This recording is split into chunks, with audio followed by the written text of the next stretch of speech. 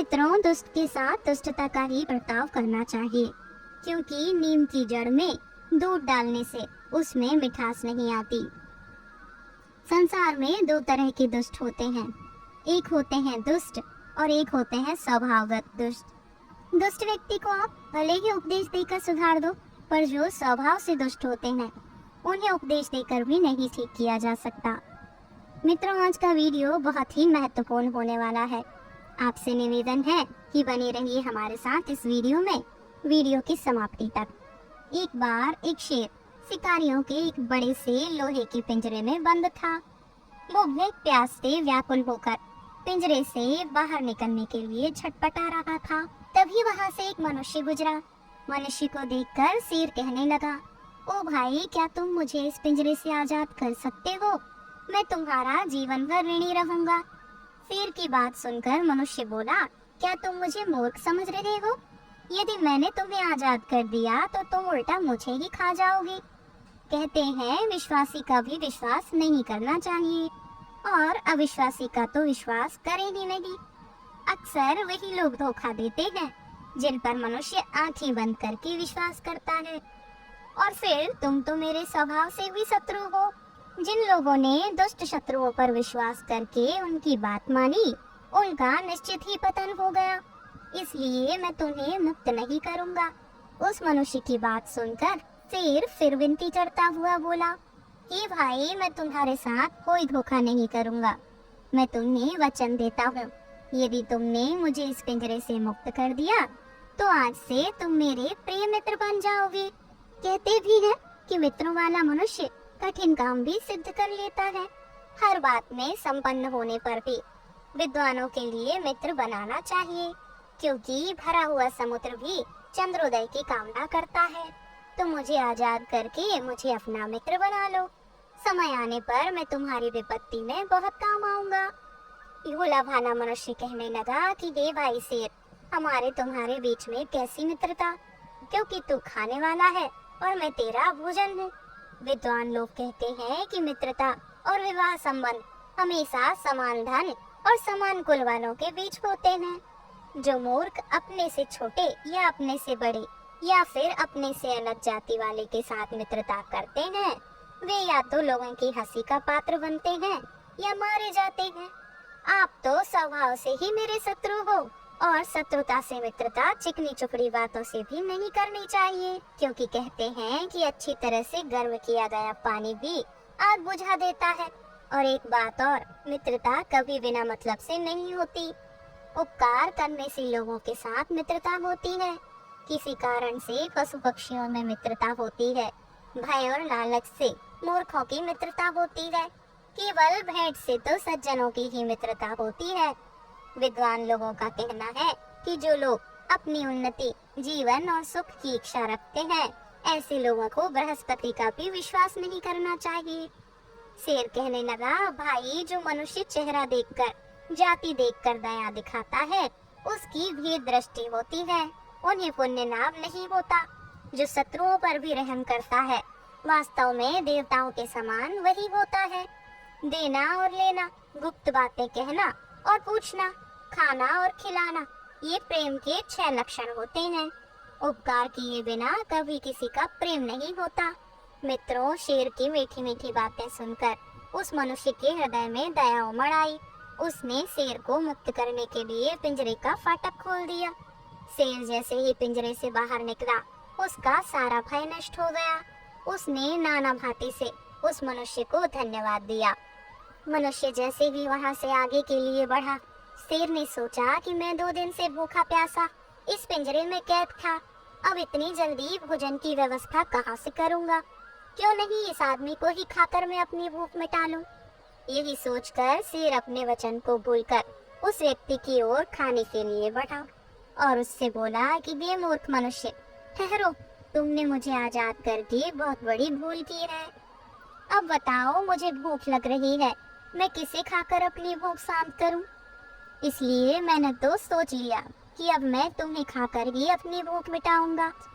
शेर की बात सुनकर वह व्यक्ति भय से कंपित हो उठा और बोला कि हे शेर, मैंने तुझे पिंजरे से निकालकर तेरी जान बचाई है, तुमने मेरा मित्र होने का वचन दिया है। आप तो इतनी जल्दी मेरे इंसान को भूल गए जो मुझको ही खाना चाहते हो।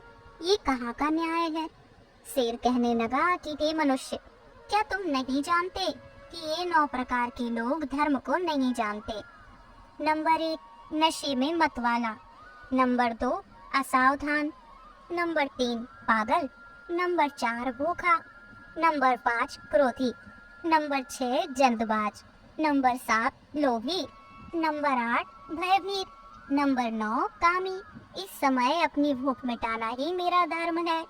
मित्रता तो तब चलेगी जब मैं जीवित रहूंगा।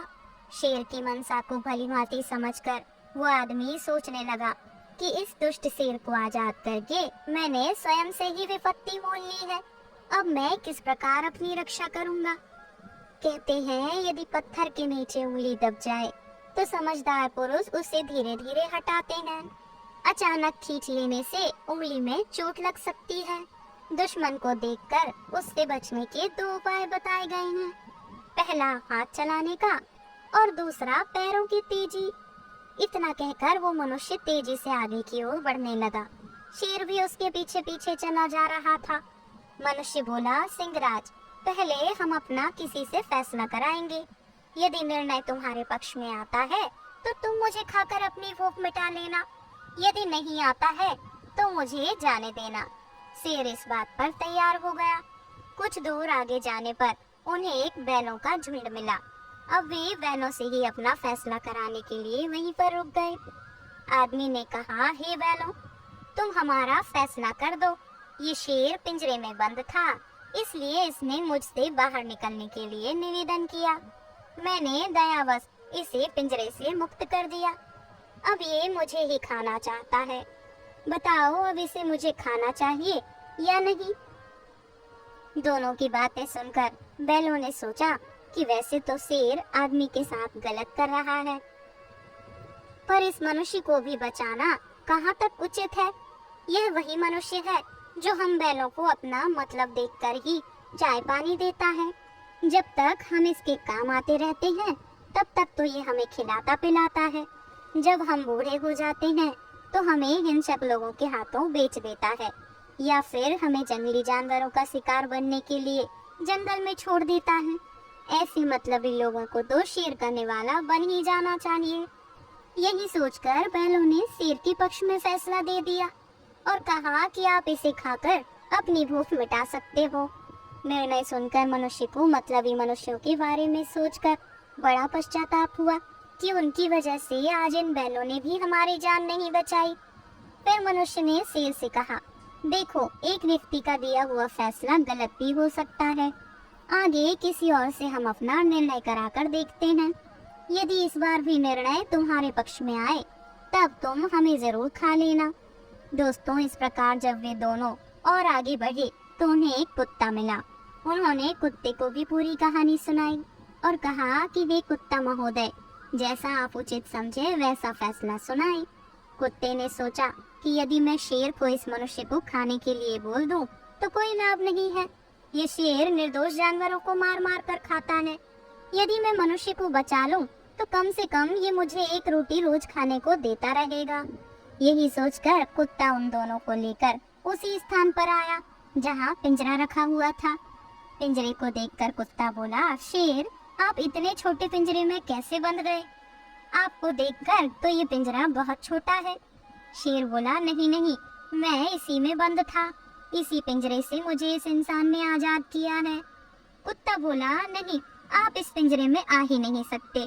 जब कुत्ते ने ज्यादा कहा तो शेर अपनी बात सत्य करने के लिए झट से उस पिंजरे में घुस गया और बोला, देखो, मैं इसमें इसी तरह बंद था। मित्रों, शेर ने जैसे ही पिंजरे के अंदर घुसकर उसे बताना चाहा, कुत्ते ने उस आदमी से कहकर पिंजरे की खिड़की बंद करवा दी। अब तो शेर फिर से उस पिंजरे में बंद हो गया।